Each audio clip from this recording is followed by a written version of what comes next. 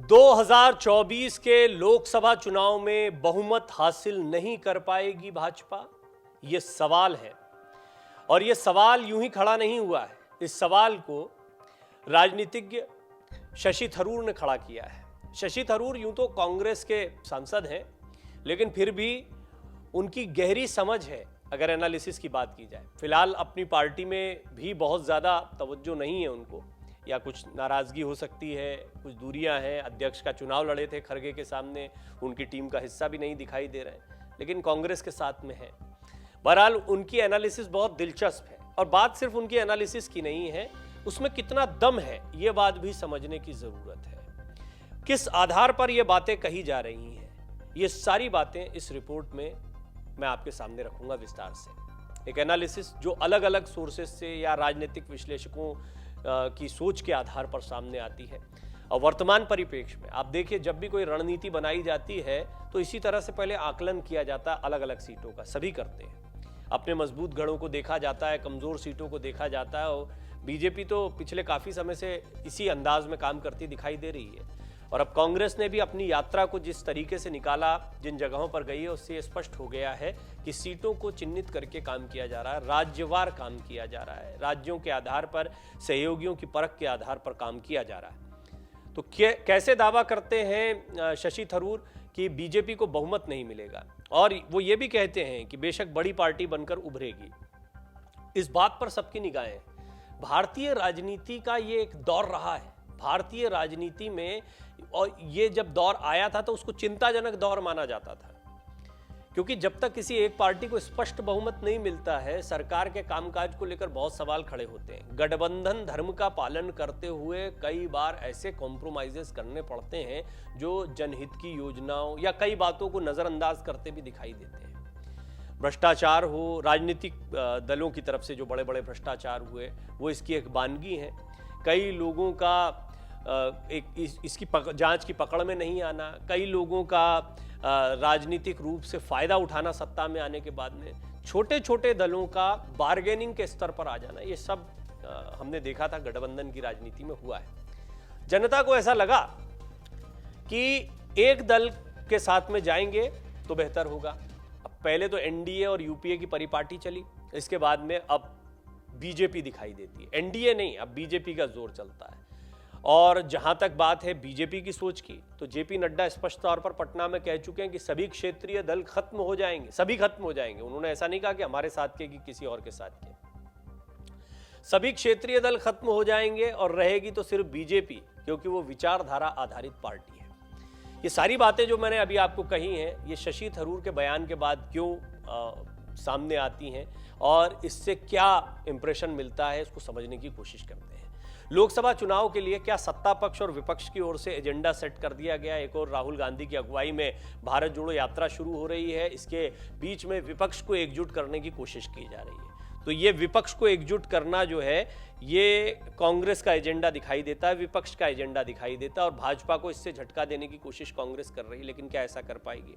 कांग्रेस के वरिष्ठ नेता शशि थरूर ने दावा किया है कि भाजपा के लिए 2019 की चुनावी जीत को 2024 में दोहराना असंभव होगा। शशि थरूर ने दावा करते हुए कहा कि बीजेपी साल 2024 के आम चुनाव में कम से कम 50 सीटों को गंवा सकती है। शशि थरूर ने कहा कि जब बीजेपी कई राज्यों की सत्ता को खो सकती है, तो केंद्र की सत्ता को खोना भी कोई असंभव बात नहीं है। केरल साहित्य महोत्सव में बोलते हुए तिरुवनंतपुरम लोकसभा सीट से सांसद शशि थरूर ने कहा कि भाजपा ने कई राज्यों में अपनी सरकार खो दी है। अब कई राज्यों में, हिमाचल प्रदेश तो दिखाई देता है, लेकिन ज्यादातर राज्यों में बीजेपी अपनी सरकार बचाने में कामयाब भी रही है। अब आने वाले जो विधानसभा चुनाव हैं 2023 के, वो इसलिए महत्वपूर्ण हो जाते हैं। तो जो उन्होंने कहा शशि थरूर ने, वो एक अलग बात है, लेकिन हकीकत ये है कि बीजेपी ने 2022 के विधानसभा चुनाव में अपने राज्यों को बचाया, और ये बहुत बड़ी बात थी, ऐतिहासिक बात थी। हिमाचल जरूर गया है हाथ से, लेकिन वहां पर यह रिवाज चलता रहा है कि एक बार कांग्रेस एक बार बीजेपी। अब जो चुनाव होने वो ज्यादा महत्व के हैं, क्योंकि यहां पर बहुत सारे राज्य बीजेपी के स्टेक पर रहेंगे, तो कांग्रेस के भी 2 राज्य हैं जो स्टेक पर रहेंगे। तो क्या कांग्रेस राजस्थान, छत्तीसगढ़ जैसे अपने राज्य बचा पाएगी? और कर्नाटक, जो कर्नाटक और मध्य प्रदेश 2 राज्य हैं जहां पर बीजेपी सत्ता में आ गई, चुनाव बाद के समीकरणों में भी बीजेपी ने वहां पर ताकत लगाई, तो क्या इन राज्यों में सत्ता बरकरार रख पाएगी? क्योंकि ये चारों राज्य एक तरीके से पिछली बार हाथ से निकल गए थे, तो ये बड़ी कड़ी परीक्षा होगी। शशि थरूर यहां पर कह रहे हैं कि लोकसभा 2019 में भाजपा ने अच्छा प्रदर्शन किया तो उनके पास अनिवार्य रूप से हरियाणा, गुजरात, राजस्थान की हर सीट थी लोकसभा के लिहाज से, और इसको रखा भी गया। देखिए, इस एनालिसिस को मैं आपको दोनों तरीके से समझाऊंगा। बीजेपी का पहलू ये बताता है कि राजस्थान में विधानसभा चुनाव में हार मिली, लेकिन राजस्थान में लोकसभा चुनाव में जो उसके बाद में हुए थे उसमें जबरदस्त कामयाबी मिली। तो विधानसभा और लोकसभा चुनाव में बड़ा फर्क होता है। हाँ, ये बात मैं मानता हूं और मैंने कई एनालिसिस में आपके सामने रखा है कि गुजरात जैसे राज्य, हरियाणा जैसे राज्य, यहां से सारी की सारी सीटों को लेकर आना, या उत्तर प्रदेश में जो बहुत ही जबरदस्त प्रदर्शन किया था बीजेपी ने, उसको बरकरार रखना, ये आसान नहीं होगा। ऐसा प्रदर्शन आप कर दो जिसमें आप 100 ऑफ 100 ले आओ, तो आपके पास चांसेस यही ज्यादा रह जाते हैं कि बेशक उसके आसपास कोई प्रदर्शन कर पाए, लेकिन क्या उतना बढ़िया प्रदर्शन कर पाएंगे। गुजरात ने हालांकि बहुत उम्मीदें बढ़ाई हैं, लेकिन वो गुजरात है। देखिए, गुजरात में हो सकता है कि लोकसभा चुनाव में एक अलग समीकरण देखने को मिले, लेकिन राजस्थान में, हरियाणा में हर सीट को जीत लेना, क्या ये बीजेपी के लिए संभव होगा? बिहार, मध्य प्रदेश, महाराष्ट्र में एक सीट को छोड़कर सभी, और बंगाल में 18 सीटें थी। ये पिछली बार का गणित है, आप सोचिए, और बहुत ही जबरदस्त प्रदर्शन था बीजेपी का। थरूर ने India walk through the democratic institution शीर्षक वाले एक सत्र के दौरान कहा, अब उन सभी परिणामों को दोहराना असंभव है। असंभव तो नहीं है, लेकिन मुश्किल जरूर है, और 2024 में बहुमत से नीचे गिरना पूरी तरह से संभव है। यह भी सही है कि जो 300 के पार का आंकड़ा बीजेपी अकेले के दम पे जो कर रही है, पूर्ण बहुमत का प्रदर्शन, वो उससे शायद नीचे गिर जाए। कांग्रेस नेता ने आगे यह भी कहा कि पुलवामा हमलों और बालाकोट हमले के बाद बीजेपी को 2019 के चुनाव में अंतिम समय में एक जबरदस्त फायदा हुआ था, जो 2024 में दोहराया नहीं जाएगा, और विपक्ष को भी इस बार काफी फायदा होगा। थरूर से जब पूछा गया कि क्या विपक्षी दल जो बीजेपी को बहुमत हासिल नहीं करने देंगे वो खुद एकजुट रह पाएंगे, इस सवाल पर कांग्रेस नेता गोलमोल जवाब देते हुए कहते हैं कि इसका जवाब देना असंभव है। देखिए, शशि थरूर अपनी जगह बात कह रहे हैं, उनकी राजनीतिक बयान के तौर पर भी आप उनकी इस बात को ले सकते हैं, लेकिन महत्वपूर्ण बात आकलन का है। सीटों का यह आकलन बहुत हद तक वाजिब दिखाई पड़ता है। ये इस लिहाज से वाजिब दिखाई पड़ता है क्योंकि बीजेपी ने अपना वो प्रदर्शन किया है जो अभी तक नहीं हुआ था, और जब आप इतना जबरदस्त प्रदर्शन कर देते हैं तो उसको बरकरार रखने से ज्यादा चुनौती ये है कि उसके आसपास का भी प्रदर्शन हो पाएगा। हालांकि यही बात 2014 की थी। 2014 में भी कुछ यही भाषा का इस्तेमाल विपक्ष की तरफ से हुआ था। 2014 में जब बीजेपी को जबरदस्त जीत मिली थी, एनडीए की सरकार बनी थी, तो यह कहा जा रहा था कि अब यह प्रदर्शन नहीं हो पाएगा, लेकिन अगली बार तो बीजेपी ने 300 का आंकड़ा भी पार कर दिया। क्या पहले से बेहतर प्रदर्शन और हो सकता है? तीसरी दफा प्रधानमंत्री मोदी की लोकप्रियता उतनी बरकरार है। बीजेपी को अब 2 टर्म मिल चुके हैं, एंटी इनकम्बेंसी थोड़ी सी होती है, जो वादे किए थे, जो सपने दिखाए थे, उन सपनों का आकलन होता है। लिहाजा अब तीसरी बार में बात सिर्फ इतने भर से नहीं होगी कि आपकी इमेज क्या है। प्रधानमंत्री मोदी लोकप्रिय है, आज भी लोकप्रिय, निश्चित तौर पर, इसमें कोई संदेह नहीं, लेकिन अब आकलन का भी समय होता है। तो कई जगह पर, और कांग्रेस की भारत जोड़ो यात्रा हो या विपक्ष को लेकर एक जो वैक्यूम क्रिएट हुआ है, आपको बंगाल नहीं भूलना चाहिए, आपको उत्तर प्रदेश में समाजवादी पार्टी जिस तरीके से 2022 के विधानसभा चुनाव में उठकर आई उसको नहीं भूलना चाहिए, पंजाब में जिस तरह आम आदमी पार्टी उठकर आई है वो नहीं भूलना चाहिए, दक्षिण के तमाम राज्यों की राजनीति को नहीं भूलना चाहिए। ये वो सारी फैक्टर्स हैं जो इस बात को बताते हैं कि बीजेपी के लिए भी ऐसा नहीं है कि ये बहुत आसान चुटकियों का खेल है।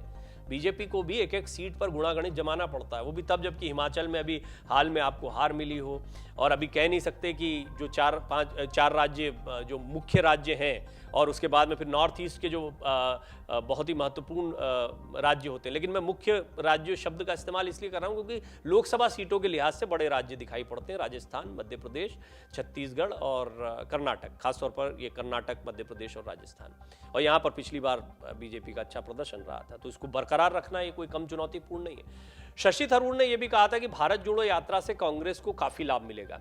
बीते दिनों उन्होंने कहा था कि राहुल गांधी का जिस तरीके से लोगों द्वारा स्वागत किया गया है वो उनकी छवि के लिए बहुत लाभकारी है। उन्होंने कहा कि अब इसे वोटों में बदलना अगली चुनौती है, यह स्वयं से नहीं होगा, विशेष रूप से क्षेत्रीय दलों को साथ लेने की आवश्यकता होगी। उन्होंने हाल ही में कांग्रेस अध्यक्ष पद के लिए चुनाव भी लड़ा था, लेकिन वो मल्लिकार्जुन खड़गे से हार गए थे।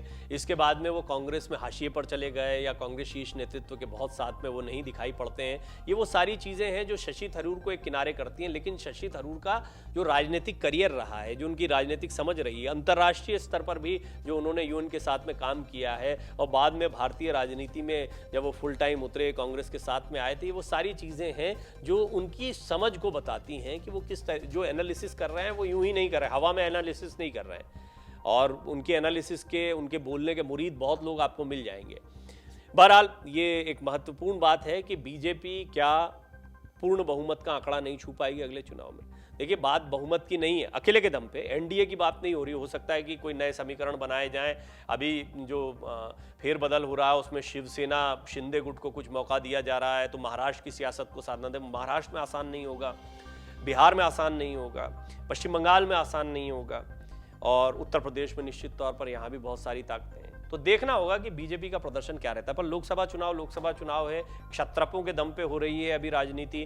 कांग्रेस केंद्र में कहीं नहीं दिखाई देती है, यानी कांग्रेस को अभी पूरी तरह से विपक्ष का समर्थन हासिल नहीं है। राफेल, पेगासस और नोटबंदी के मुद्दे पर विपक्ष जो है वो अभी तक नाकाम रहा है। बीते 6 साल से मोदी सरकार के खिलाफ अहम सियासी मुद्दे रहे हैं। नोटबंदी जैसा एक मुद्दा रहा, उदाहरण के लिए विपक्ष को मुंह की खानी पड़ी है, क्योंकि मोदी सरकार के 2 कार्यकाल में विपक्ष ने करीब आधा दर्जन मुद्दों को हवा दी, लेकिन उसे सुप्रीम कोर्ट में हर बार नाकामी का सामना करना पड़ा।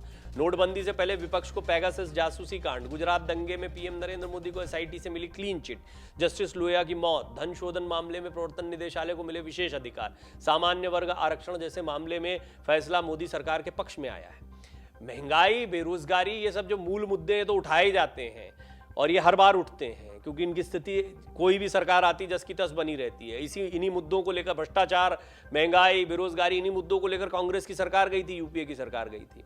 और इन्हीं का समाधान निकालने के लिए आत्मनिर्भर Bharat, startup India, innovate India, ये सारी चीज़ें जो है वो बीजेपी लेकर आई थी। हम इनोवेशन की बात करेंगे, पकौड़े और वो सारे जो विवाद आपने देखा था बहुत लंबा चलता रहा, आज तक वो इस्तेमाल होता रहता है, चुनावी जुमलों की बात, ये सारी बातें वो बातें हैं जो हर चुनाव में होती हैं। तो कुल मिलाकर ऐसा माना जाता है कि नेता भी ये सोचते हैं कि जनता इनकी अभ्यस्त हो गई, लेकिन कुछ ऐसे मुद्दे होते हैं जो कई बार सत्ता को हिलाकर रख देते हैं। उदाहरण के लिए काले धन का मुद्दा उठाया गया था और यूपीए का क्या हश्र हुआ उसके बाद में आप समझ सकते हैं। बहुत बड़ा आंदोलन था, लेकिन अन्ना का आंदोलन हो, बाबा रामदेव का आंदोलन हो, ऐसा कोई विरोध जो है, किसान आंदोलन अभी जरूर हुआ, किसान आंदोलन पर बैकफुट पर भी आए प्रधानमंत्री मोदी, लेकिन उसका कोई बहुत बड़ा फायदा नहीं हुआ है, कोई चुनावी फायदा नहीं मिलता दिखाई दिया, ना ही किसी तरह का राजनीतिक फायदा हुआ, ना ही विपक्ष उसको आगे बढ़ा पाया।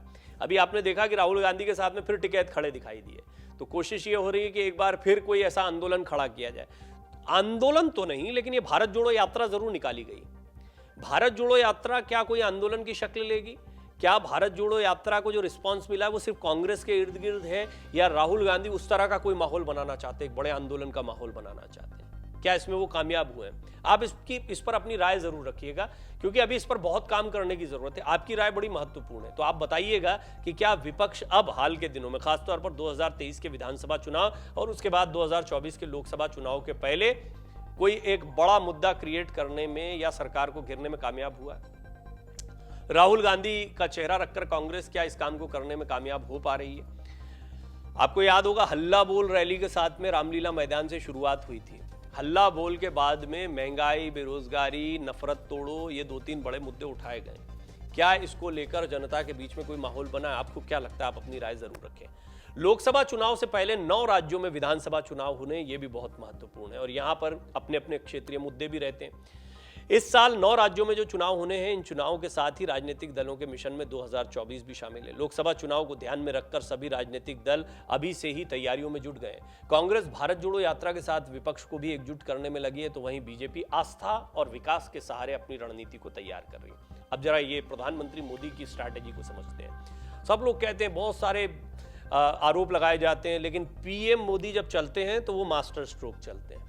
और क्या 2024 से पहले पीएम मोदी ने अपना मास्टर स्ट्रोक चल दिया है? समझ लेते हैं। पीएम मोदी ऐसे ही सक्सेसफुल राजनेता नहीं है, बहुत ही सधे और बहुत ही मंझे हुए राजनेता, बड़ी प्लानिंग के साथ काम करते हैं। और जैसे जैसे चुनाव नजदीक आ रहे हैं, आप देखिएगा माहौल कैसे बनेगा। अभी विपक्ष का एक माहौल देख रहे हैं आप, अब आप देखेंगे कि प्रधानमंत्री मोदी या फिर बीजेपी की तरफ से क्या माहौल बनता है।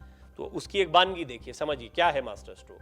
कांग्रेस के तमाम नेताओं समेत राहुल गांधी की ओर से केंद्र सरकार पर हमले किए जा रहे हैं। वहीं दूसरी ओर राम मंदिर, गंगा विलास क्रूज, काशी कॉरिडोर और महाकाल बाबा का नया कॉरिडोर, साथ ही साथ न्यू इंडिया के सहारे बीजेपी ने अपना एजेंडा सेट कर दिया है। बड़ा महत्वपूर्ण एजेंडा है, हर चुनाव में चलता है, काम करता है बीजेपी के लिए। चुनाव से पहले एक सवाल यह भी है कि क्या 2024 के लिए पीएम मोदी की स्पीड के साथ विपक्ष मैच कर पाएगा? अभी क्या मैच कर पा रहा है? आस्था और विकास, इसका गठजोड़, ये समझिए, आस्था और विकास। डेवलपमेंट भी करना, विकास की बात तो हमेशा हुई है, लेकिन आस्था को भी नहीं छोड़ना है। तो जहां आस्था है वहां पर विकास करो। तो गंगा विलास है, राम मंदिर है, ये भी विकास है, इससे बड़े उत्साहित हैं लोग, इसमें कोई दो राय नहीं। ये कुछ ऐसे मुद्दे हैं जो बीजेपी के लिए बहुत स्ट्रांग होल्ड है और यहां पर कोई पैर रख नहीं पाता है। जब उठता है तब चल जाता है मामला। खुद शशि थरूर जो ये दावा कर रहे हैं, वो कह रहे हैं कि पिछली बार जो है वो कई ऐसे मुद्दे आ गए थे जिनकी वजह से बीजेपी को फायदा मिल गया। तो वो मुद्दे नहीं आएंगे या वो माहौल नहीं बनेगा, इस बात का दावा नहीं कर सकते शशि थरूर भी। तो वो सही कह रहे हैं, उनकी एनालिसिस इसलिए बड़ी बैलेंस है एनालिसिस है। फिर भी उनका जो कहना है कि कई राज्यों में अब क्योंकि एंटी इनकम्बेंसी धीरे धीरे जोर पकड़ती है, तो क्या वही की वही चीजें चल पाएंगी? कितनी बार? एक बार, दो बार, तीन बार चल जाता है चीजें। आप ही कई रिपोर्ट्स जो है वो हमारी देखते हैं, या दर्शक जो है वो कई बार खबरों को देखते हैं, लेकिन कितनी बार देखेंगे एक ही खबर को? तो इसीलिए इसी तरीके से जो चुनावी वादे हैं और जिस तरीके से अलग अलग मुद्दों को उठाया गया है और उनको लेकर जनता अब अभ्यस्त हो गई है, ऐसा नहीं लगता कि वही बात बार बार चल जाएगी, वही रेवड़ी बार बार चल जाएगी। हाँ, अभी जो एजेंडा है 2024 का, उसको जरा क्लैरिटी से बात करते हैं। पीएम मोदी और उनकी टीम आस्था और विकास के गठजोड़ के साथ आगे बढ़ रही है। चाहे वो राम मंदिर की तारीख हो, आपको याद होगा गृह मंत्री अमित शाह ने अभी तारीख का ऐलान कर दिया, खरगे ने इसकी आलोचना भी की। कोरोना के बावजूद भारत की आर्थिक स्थिति हो, राम मंदिर का निर्माण कार्य लगभग आधा पूरा हो गया है और अगले साल जनवरी से पहले राम मंदिर का निर्माण कार्य पूरा कर लिया जाएगा। यानी लोकसभा चुनाव का जो चुनावी साल है उसकी शुरुआत में माहौल बनना शुरू है। मैं जब उत्तर प्रदेश की यात्रा पर था तब भी ये इस बात की पूरी उम्मीद थी कि चुनावी साल में शुरुआत में ही, ऐसा नहीं कि मिड में या चुनाव के बिल्कुल इमीडिएट पहले, लेकिन शुरुआत में ही मंदिर का निर्माण पूरा होगा, फिर भव्य तौर पर इसका लोकार्पण, और फिर देखिएगा चुनावी साल 2024। जय श्री राम जय सिया राम का एक नैरेटिव बनाया गया है, लेकिन जब वो मंदिर जनता को समर्पित किया जाएगा, उसका लोकार्पण होगा और उसको जिस अंदाज में किया जाएगा, आप देखिए विश्वनाथ कॉरिडोर, आप देखिए महाकाल कॉरिडोर, ये सारी चीजें जिस तरीके से समर्पित की गई हैं। जब राम मंदिर जो सबसे बड़ा मुद्दा रहा, अभी तक का सपना रहा बीजेपी का, और बीजेपी की सियासत का पूरा आधार या धुरी रहा है, उसका लोकार्पण कैसा होगा अंदाजा लगाइए। इंतजार करते हैं उसका, लेकिन ये है तैयारी 2023-2024 की। 2023 में कई और चीजें देखने को मिलेंगी। अब विपक्ष की बात करते हैं एक बार फिर। हालांकि बताया कि एक नैरेटिव विपक्ष को साथ में जोड़ना है, कई मुद्दों को उठाना है। भारत जोड़ो यात्रा के जरिए कांग्रेस में नई जान फूंकने की पहले तो कोशिश कर रहे हैं राहुल गांधी। विपक्ष तो बाद में जोड़ेंगे, पहले अपनी पार्टी को जोड़ना है, मजबूत करना है। राहुल गांधी इन दिनों कन्याकुमारी से कश्मीर तक की करीब 3500 किलोमीटर की लंबी यात्रा पर रहे हैं। मकसद कांग्रेस को उसका खोया रुतबा वापस दिलाना। भीषण ठंड में भी टी शर्ट, झमाझम बारिश में भीगते हुए भाषण, चिलचिलाती धूप में पदयात्रा, तपस्वी उनको कहा जाने लगा, योद्धा की छवि गढ़ने की कोशिश की गई, ये भी कहा गया, हर मुश्किल से लड़ने के लिए तैयार। मतलब राहुल गांधी को ये बताया जा रहा है कि जनता के बीच एक योद्धा की तरह वो निकले हैं। बहुत हद तक पसंद भी किया गया, इस बात से इनकार नहीं किया जा सकता है। लेकिन राहुल गांधी के सामने सबसे बड़ी चुनौती है 137 साल के अपने इतिहास में सबसे बुरे दौर से गुजर रही पार्टी में नई जान फूंकने की। हो भी सकता है, देखिए, नई पार्टी खड़ी करना, उदाहरण है अरविंद केजरीवाल, बहुत धीरे धीरे 10 साल में अपनी पार्टी को 2 राज्यों में सत्ता में ले आए, अपना वोटिंग परसेंटेज बढ़ा, राष्ट्रीय दल बनने की उनकी जो महत्वाकांक्षा थी वो भी पूरी हो। और 10 साल में इतनी जल्दी, बड़ी तेजी से अच्छे दलों को पसीना आ गया जो बहुत सालों से राजनीति कर रहा है। सही रणनीति हो, सही तरीके से आगे बढ़े तो नई पार्टी, छोटी पार्टी भी आगे बढ़ सकती है। इस बात से इनकार नहीं किया जा सकता, असंभव कुछ नहीं है राजनीति में। और अगर सही रणनीति नहीं है तो कांग्रेस जैसी दिग्गज पार्टी जो है वो भी अपने सबसे बुरे दौर से गुजर सकती है। तो रणनीति, स्ट्रैटेजी, इस पर कितना कांग्रेस काम करती है, ये बहुत महत्वपूर्ण बात है। असदुद्दीन ओवैसी ने कहा था कि विपक्ष को 2024 लोकसभा चुनाव में चेहरे का ऐलान नहीं करना चाहिए। तृणमूल कांग्रेस ने भी यही बात की। अभी तृणमूल कांग्रेस का थोड़ा सॉफ्ट कॉर्नर देखने को मिल रहा है राहुल गांधी की तरफ। बहुत स्पष्ट तौर पर अखिलेश यादव अभी किसी चेहरे के साथ नहीं जाना चाहते हैं, लेकिन ओवैसी की बात को भी समझ लेते हैं। वो भी राजनीति में अपनी हैसियत रखते हैं, अलग उनके बयान तो रखते ही हैं कम से कम, और कुछ क्षेत्र विशेष है और वोट विशेष है जिस पर उनका अधिकार भी है, उनकी बात को समझना चाहिए। ओवैसी ने हाल ही में कहा था कि 2024 के लोकसभा चुनाव में अगर विपक्ष पीएम मोदी के खिलाफ किसी एक चेहरे को खड़ा करता है तो इससे बीजेपी को फायदा मिल सकता है। यह है रणनीति, ये बात सही है, वो इसको भी समझते हैं। लेकिन उन्होंने ये भी कहा कि विपक्ष को बीजेपी को हराने के लिए हर लोकसभा पर एकजुट होकर ताकत लगानी होगी, जो तृणमूल कांग्रेस ने बात कही थी। असदुद्दीन ओवैसी ने कहा कि विपक्ष को सभी 540 लोकसभा सीटों पर बीजेपी को तगड़ी टक्कर देनी होगी। अब इसके लिए यह है कि सामने मत आओ, अंदर खाने समीकरण जमा लो, जो जहां पर मजबूत है। मतलब मान लीजिए, उदाहरण एक देते हैं, समझिए। हालांकि ये एनालिसिस मैंने गुजरात विधानसभा चुनाव के पहले भी रखी थी और बड़ा आश्चर्य का विषय तब माना जाता था, लेकिन बाद में कई राजनीतिक विश्लेषकों ने इस पर अपनी अपनी बातें रखी हैं कि आम आदमी पार्टी और कांग्रेस मिलकर चुनाव लड़ रहे होते, क्या नुकसान होता, किसका नुकसान होता, और क्या आम आदमी पार्टी और कांग्रेस दोनों को फायदा होता? निश्चित तौर पर दोनों को फायदा होता, ये कई लोग मानते हैं। जो हालत हुई है इससे तो बेहतर स्थिति में रहते ही रहते।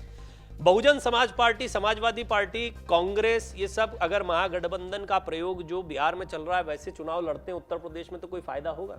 मुश्किल है, ये देखिए दूर की कौड़ी है, हवा हवाई बातें हैं, लेकिन अगर ऐसा हो तो फायदा होगा? क्यों नहीं होगा, बिल्कुल होगा। कांग्रेस सपा का समीकरण बना है, सपा बसपा का समीकरण बना है, सबका मेलजोल इस तरीके से समीकरण बने कि सीटों पर एक तो लड़ाई ना हो, दूसरे का फायदा जो है, नफा नुकसान, उसकी चिंता ना हो। अखिलेश क्यों दूर दूर घूम रहे हैं? अखिलेश को चिंता है कि कांग्रेस को तो फायदा हो जाएगा, हमारा क्या होगा, हमारा और नुकसान हो जाएगा। लेकिन लोकसभा चुनाव की जहां तक बात है, तो ये जो पर्सनल फायदा है, इससे ऊपर उठकर जब तक विपक्ष नहीं सोचेगा तब तक कोई बात नहीं बनने की है। और उसके लिए जो ओवैसी सुझाव दे रहे हैं उसमें दम दिखाई पड़ता है।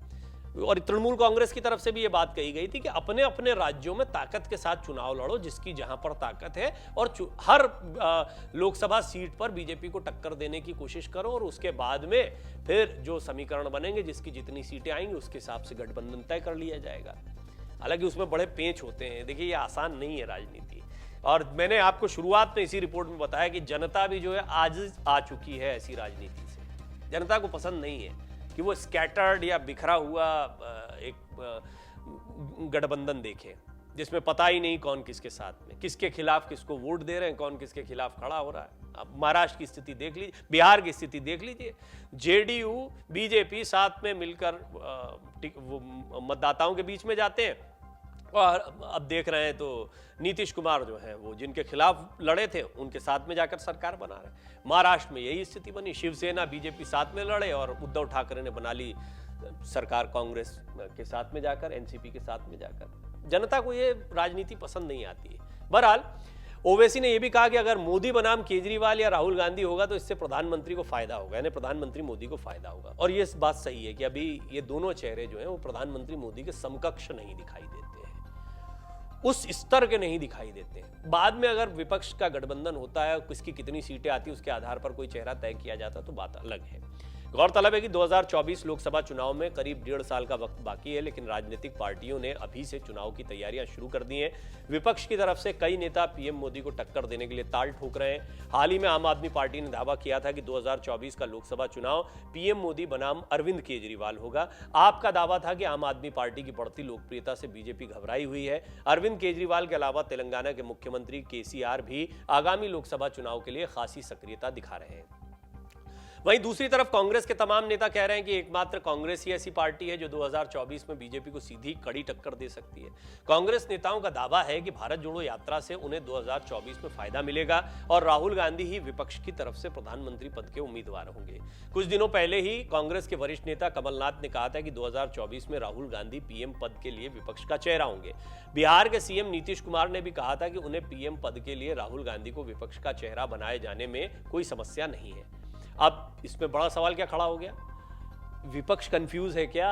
आखिर 2024 में विपक्ष का कोई चेहरा होगा नहीं होगा, या सब ये अपनी अपनी पार्टियों को साधने में लगे हुए हैं? बहुत बड़ा सवाल है।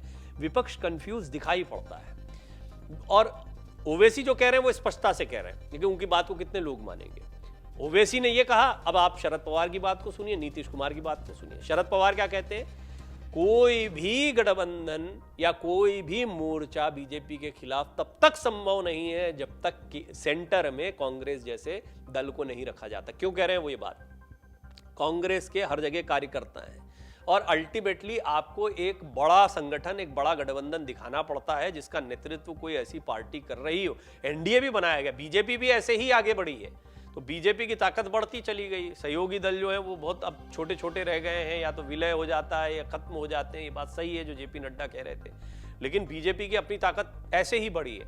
अब कांग्रेस का दौर है, लेकिन ये जो क्षेत्रप हैं ये जानते हैं कि ये जुड़ेंगे तो इनकी ताकत खत्म होती जाएगी, कांग्रेस की तो ताकत बढ़ जाएगी। लेकिन इसके बिना कोई मोर्चा संभव भी नहीं दिखता है। वो स्थिति एक अलग है कि चंद्रशेखर और इंद्र कुमार गुजराल एक दौर आया था, वो दौर भी देखा इस देश ने। 2-2 साल, 1-1 साल में प्रधानमंत्री बदल रहे हैं, बहुत अस्थिरता रहती थी।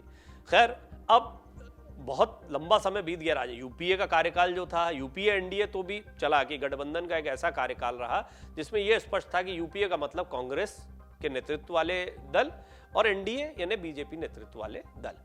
तो बीजेपी और कांग्रेस मुख्य रूप से आगे रहे, तभी इस तरह की राजनीति गठबंधन वाली संभव है जो शरद पवार कह रहे हैं। यानी क्या यूपीए का प्रारूप एक बार फिर नए सिरे से देखने को मिलेगा? उसके केंद्र में राहुल गांधी और उनकी पार्टी कांग्रेस रहेगी? ये बहुत महत्वपूर्ण सवाल है जो विपक्ष के सामने भी है, लेकिन विपक्ष इसको लेकर कंफ्यूज है, और उसकी वजह ओवैसी जो कह रहे हैं वो लगभग सभी के मन में है कि कहीं प्रधानमंत्री मोदी को फिर फायदा ना हो जाए एक ही चेहरा सामने रख देने से।